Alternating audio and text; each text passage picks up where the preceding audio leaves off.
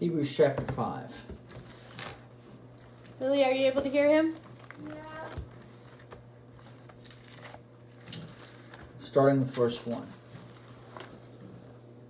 For every high priest chosen from among men is appointed to act on behalf of men in relation to God, to offer gifts and sacrifices for sins. He can deal gently with the ignorant and wayward, since he himself is beset with weakness.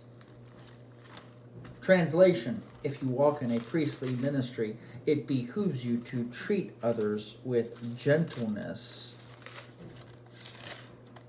especially if they're ignorant and wayward, because you too have been beset with weakness. You too have been ignorant and wayward before. You have experienced times where you did not know. Ignorance means you ignore. You do not know. It doesn't mean you're dumb or idiotic. It means ignorant literally means you just don't know. Ignore. Ignosis. Gnosis, Greek word for knowledge. Ignore means you literally do not know. That's what it means. Because of this, he is obliged to offer sacrifice for his own sins, just as he does for those of the people.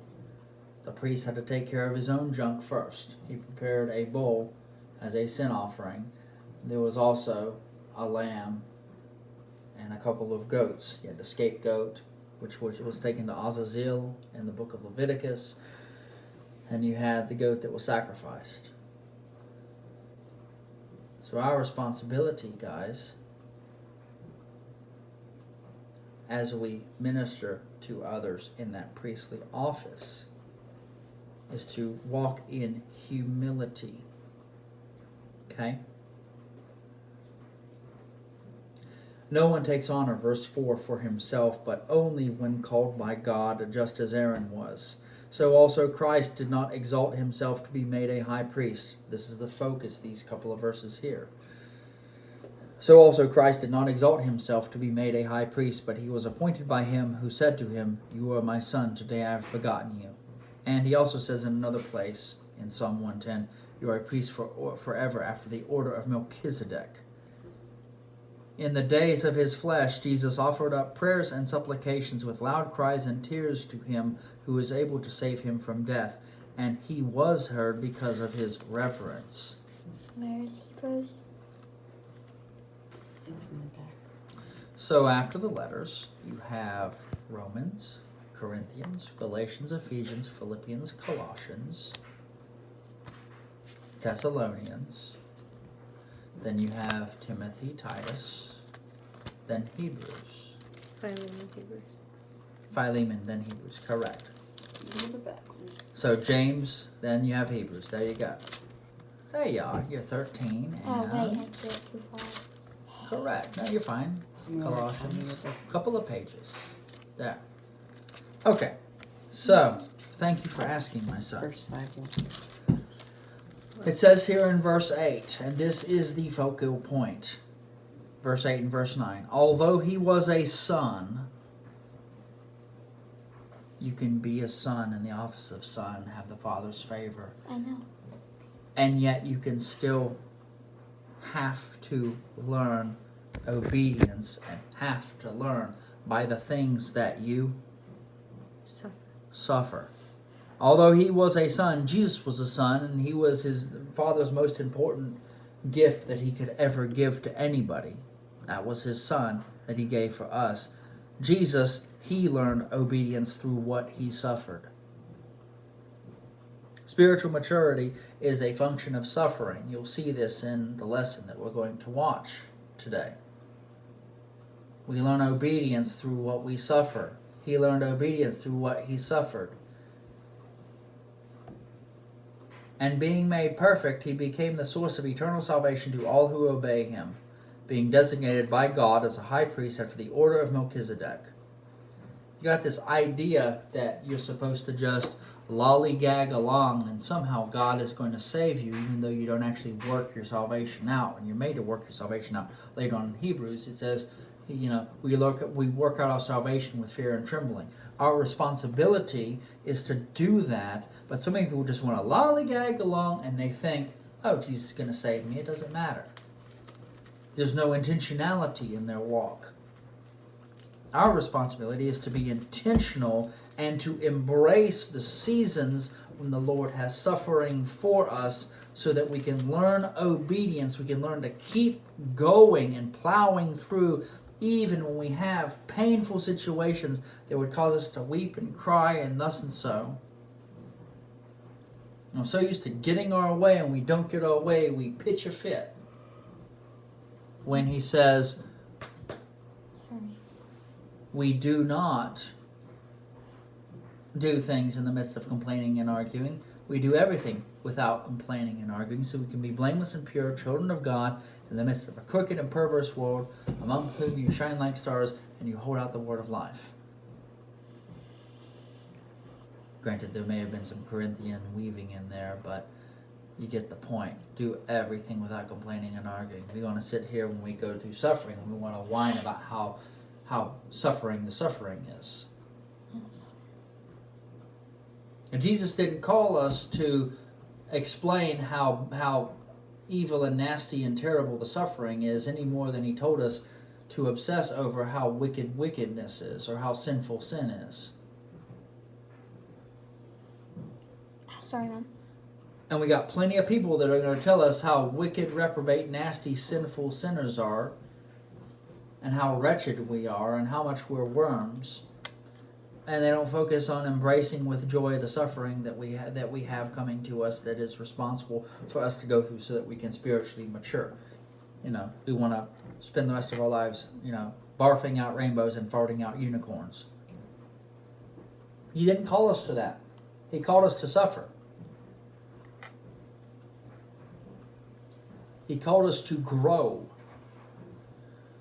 It's not just we cast down the lofty imaginations and cast out the demons and cast out the suffering. It's that we embrace a season of suffering like Jesus embraced a season of suffering. He had abundant life, and he had seasons where he suffered. Oh my word. And we get off thinking that we're exempt from any sort of suffering, and that abundant life means I get $6 zillion and everything I want. Is there a level of abundance that comes in the financial aspect? Yes. Are we supposed to live in curses? No. However, we are supposed to deal with suffering. We were made to endure suffering so that we can grow in obedience. So if push comes to shove and you don't have the warm fuzzies and all you have is pain, you can still push through using the principles of cause and effect and say, I'm going to grow come hell or high water no matter what, because he is faithful. What is the paraphrase of that passage, hon? Ceased from sin. He was made perfect as ceased from sin. There's a passage on Jesus and on us where it talks about us ceasing from sin. 1 second. Sorry, not ringing a bell.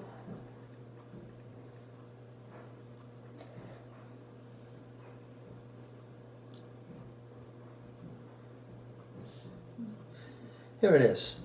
1 Peter 4:1. Therefore, since Christ suffered in his body, this is the NIV, arm yourselves with the same attitude, because whoever suffers in the body is done with sin.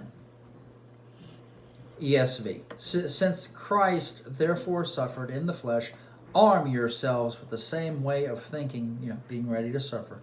Because whoever has suffered in the flesh has ceased from sin. If you're willing to endure suffering, to receive the eternal weight of glory that God has to deposit in you so that you can carry and strengthen yourselves by going to the gym and lifting the weights so that you can carry more heavy weights, because the glory that he puts on us has a weight to it.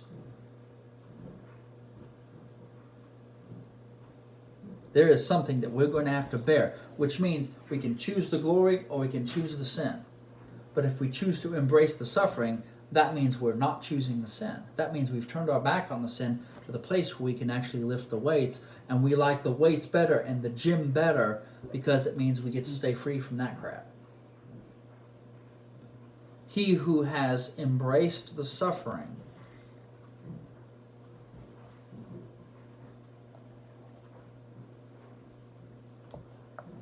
It's fascinating. The passage isn't ringing a bell with me at all. It's really interesting. 1 Peter 4:1. Just to give you that, because I didn't actually already. I had given that address just now. like No, a I few know. minutes ago. I'm just, Sure. I'm searching through my memory with the volumes of scriptures that I've read and studied, Sure. and just looking for a reference to it, and I didn't find one. So it says, yes, since therefore Christ suffered in the flesh, arm yourselves in the same way of thinking, for whoever has suffered in the flesh has ceased from sin. In other words, you get to choose to suffer, you get to choose to sin. Can't have it both ways. If you end up walking in a lifestyle of sin, you'll end up suffering needlessly. And you'll wonder, why is this bad stuff happening to me? Go back to some of your former choices, the cause and effect relationships. You'll see the cause. If you plant nasty crops of weeds, you're going to reap a crop of weeds. If you plant thistles, you're going to reap what, Amass? Thistles. If you plant rose, what are you going to reap, Pam? Rose. If you plant orange seeds, what are you going to reap, Isaac? Orange trees. Very good. Proper citrus as it grows in Florida. Thank you, Lord. Here's the thing, though. Our responsibility, guys, and y'all online, is to learn when the season is for us to suffer and when the season is for us to flourish. Because as we suffer, as we go through the process of becoming the kernel of wheat or the kernel of grain or the crop that the Lord has made us, gets planted into the ground in the place of darkness, and we choose to die so that we can be an abundant crop and abundant fruit, then we really enter into abundance. In order to enter into abundance, you take the little that you have, plant it in the ground, walk away from it, you harvest it, you fertilize it, you water it, you plant it. You don't harvest it yet. You don't harvest the seed. You plant the seed, you fertilize the seed, water the seed, and expose the seed to sunshine.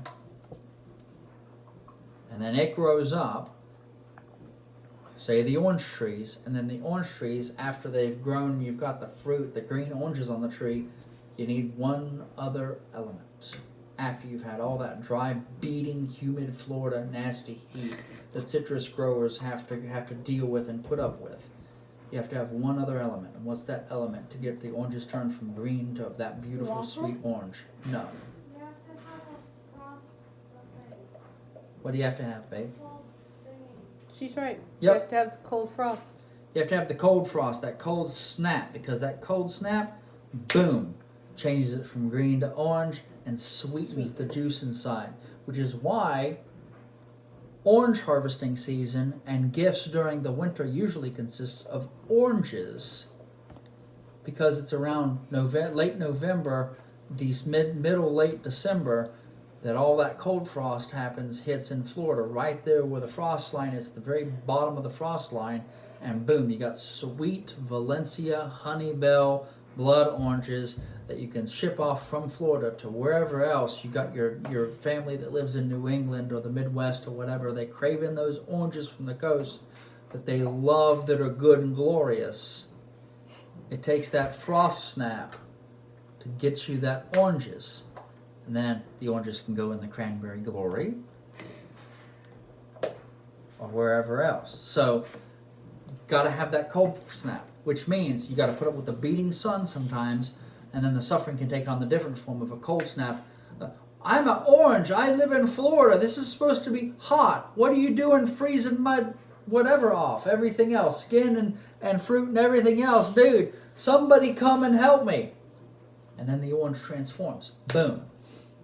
Pull that orange off in that nice Florida sun. Middle of December, beginning of January. You've got a beautiful, gorgeous, juicy orange.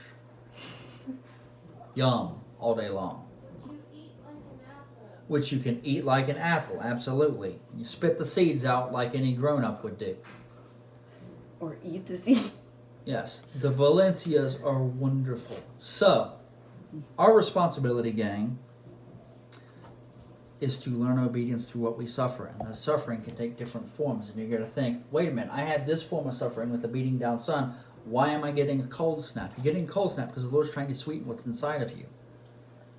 If you can maintain your focus and your eyesight on the Lord, on the King, on what his desire is, and the fact that he is the King of abundance, who knows how to bring abundance out of a situation of suffering,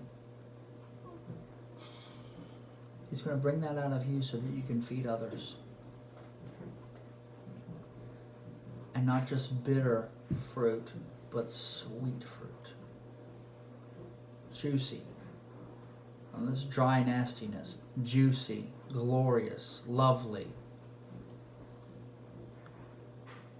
Pamela. Yes. No, I think the only thing, well, I would take that beyond verse 1, and you may have, because I hiccuped on, why is this sounding new to me, which is my fault. So, for he suffered in the flesh, has ceased from sin, verse 2, that he no longer should live the rest of his time in the flesh for the lusts of men, but for the will of God. Cease from sin, I think there's the tone there is,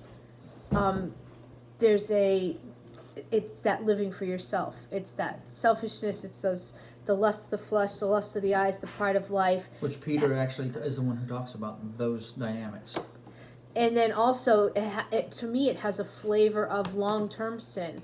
Sin that's like an addiction. People who have a hard time telling the truth. People who have a hard time not stealing. People who have a hard time with sexual sin. Whatever. Alcoholism, that hook. addiction. Any kind of an indulgence that's too far. Eating too much, drinking too much, spending too much. Anything like that. These long-term habitual sins. Bingo. There's a key here. Is a key here to breaking that. Suffering in the point of doing whatever it takes to take that sin head on and go, I know that I've allowed this to entangle me however long, 3 days, 6 months, 10 years, whatever. And then you've got the, I'm not going to let this take hold of me any longer. I'm going to do what I need to do, take the steps I need to take to get this to not take hold of me anymore. So let's say somebody who's a thief, okay? So the Bible says, he who steals, let him steal no longer, but work, making profit with his hands, so that he it can provide for his needs without it being wrong.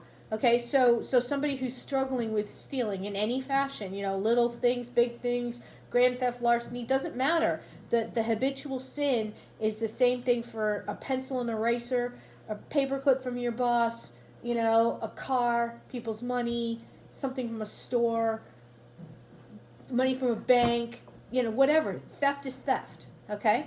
So to realize that there is a problem with that, you go through the scriptures and you say, hey, let's identify scriptures that I can memorize that'll help me to not do this. I'm going to memorize the scriptures that tell me that it's wrong. I'm going to memorize the scriptures that tell me what I should do instead.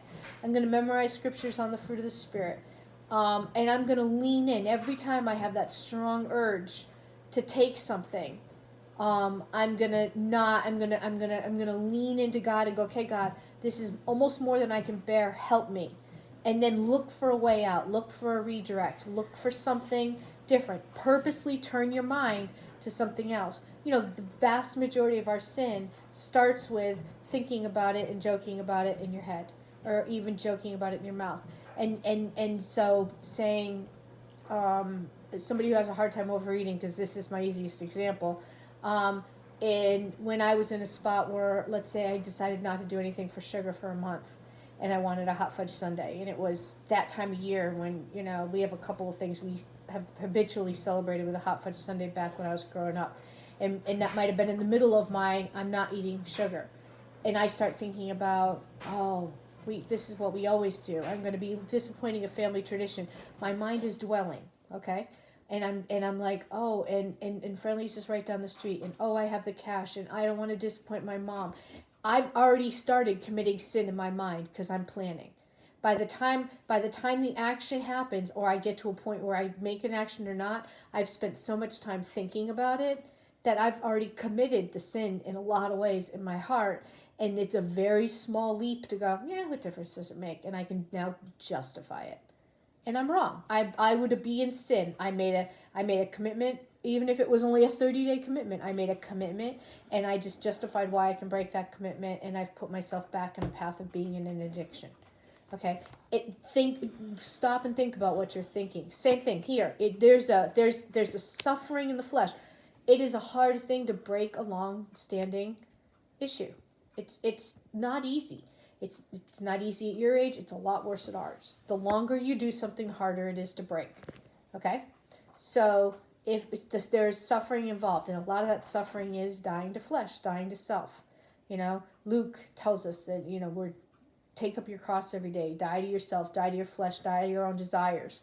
When your desires are out of line with His, we need to die to them. That's the key to the victory in breaking free from a long-term, long-standing, entangling sin. I think Luke even says, he even goes further and he says, die daily. He does die daily. Every single That's day, right. deny yourself. Right. There is a daily component of. That's why I told you guys last week. You don't wake up in the morning and consult your emotions. You don't wake up in the morning and consult your body and say, "Oh, how am I feeling today?" That's going to judge my whole day. And 98% of the people in this world live their whole day by their first 5 minutes when they wake up, how they're feeling, how their body is. Oh, did I sleep okay? Did I have a bad dream? Did I feel rested? Am I feeling well? Do my bones ache? Is there system in the air? My arthritis hurts? Whatever. Is there a pandemic? Yeah. Do I have to work today? Do I have school today? Oh, it's going to be a miserable day. Is there It's Saturday. Woo. Is a Republican winning the election? Is a Democrat winning the election? So that when you let your emotions and your body dictate your day, you've already lost. Okay, because that's not the biblical model. The die to self means, okay, I know I don't feel good. I know I'm sore. Oh, my body aches. I'm unhappy with the state of politics. I'm unhappy with the state of, I have to, some people really don't like their job and I have to go to work and it's a drudgery and you spend all your time dreading it. You're going to reap what you sow. You're going to reap what you sow. I'm in a lousy blank. Okay? Well, if there's nothing you can do to change the lousy blank, shift your attitude toward it and find the good in it. Find the way that there's something positive. Approach the day with, wake up in the morning and don't consult your body, don't consult your emotions, consult the Lord. Good morning, Lord. What do you have for me today? What is your flavor of the day? Where should my day flow? What's the flow of grace for the day? And if you start your morning before you do anything and just take a few minutes to consult the Lord and ask Him to help you with your day, invite Him into your day right in the morning, not as a religious act, as a relationship with the one who loves you, has a good plan for your life, cares about you, your day's going to go a lot better. Get your focus on the right place. Your day will go a lot better. There's principles in this book that really your life would be so much better if you followed them. Yep. This is one of them. The treasures from day to day are not the same treasures from day to day. Yes, very true. You ain't gonna dig up your fossils in the same place, and you ain't gonna have the same fossils. Animal Crossing analogy. I know it's a video game analogy, but you know what? The principle matters, and you can see it. You're not gonna get a gold nugget out of every rock every single time you hit it. Sometimes you're gonna get clay, sometimes you're gonna get stone, sometimes you're gonna get iron, sometimes you're gonna get bells. And you know what? You get to build with whatever He gives you for the day. There is a flavor of grace for the day if you can accept it. There are unique treasures coming your way if you can accept them and recognize them for the treasures that they are. Yes. Oh, that's an amazing example. Those wonderful God moments. Okay? Look for them. They're not going to be in forms you expect, but look for them. If you ask Him to show you the moments He has, like an unexpected balloon with a gift, ask Him. He'll speak to you and relate to you in ways that you can understand to show you that you can hear from Him. Now, that does not mean He is going to materialize a balloon with a gift that you can shoot down with a slingshot and pick up. That's not what I mean. But if you ask Him to make it so that you can recognize it like you would recognize that piece of the video game, ask Him. Ask Him to help you to recognize the gifts, the little God moments that He has for you. And look for them. Bones are valuable because of what they create and how old they are. When we deal with fossils, paleontologists value these sorts of things, and then we can see the work of what they've done.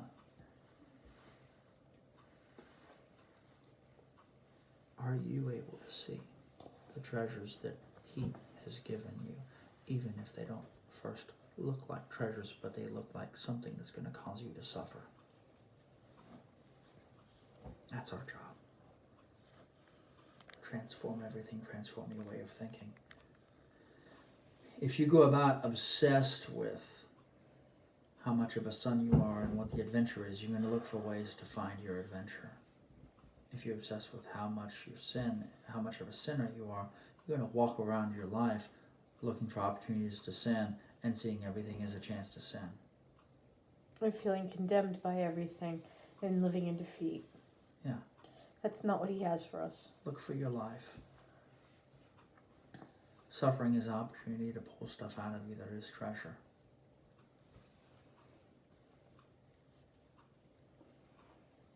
I know it takes a shift in mindset, but our responsibility is to find the treasure, because there's treasure everywhere. Agreed. And there's an adventure everywhere for you to partake of each day as you lean in and lean toward your destiny. Can you take the thing that you find when you're 7 years old and apply it when you're 27 or 17 and step out into your calling using that as a springboard? Oh, I know how to do this and I've acquired this skill. I'm going to take it and use it over here, make some money off of it for a season, enjoy growing in that skill. I could probably turn that into a profitable business at some point, like the things we learn in home economics, like sewing and knitting and stitching pillows and things like that.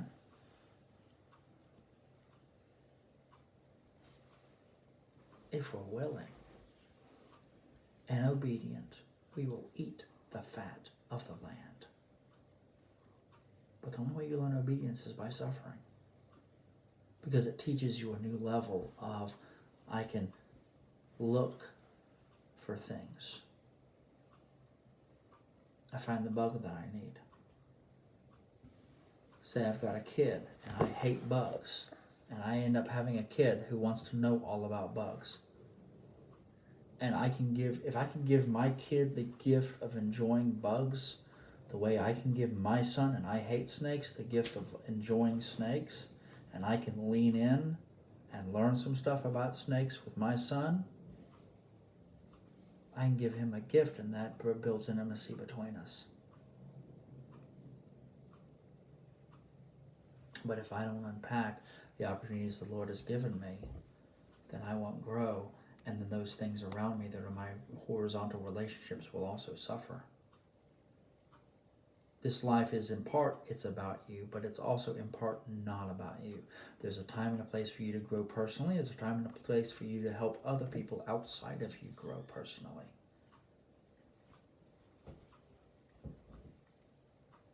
We learn obedience through what we suffer.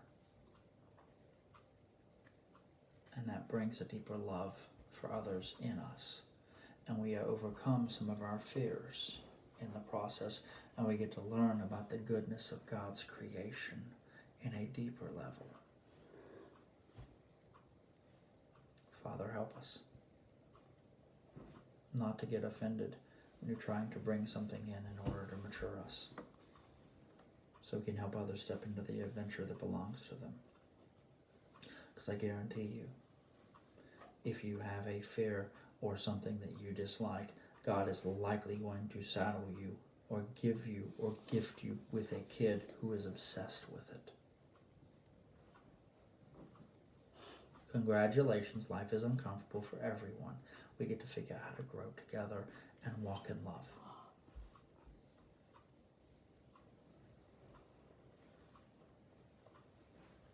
Be blessed, guys. We love y'all so much. If you have any questions, feel free to leave those in the comments below. Yes, honey. You have something? Yeah, one more thing. In that suffering, be aware that the Lord definitely allows people in our lives that are that are sources of suffering for us, sources of pain for us, because he's trying to help build something or reveal something in our character.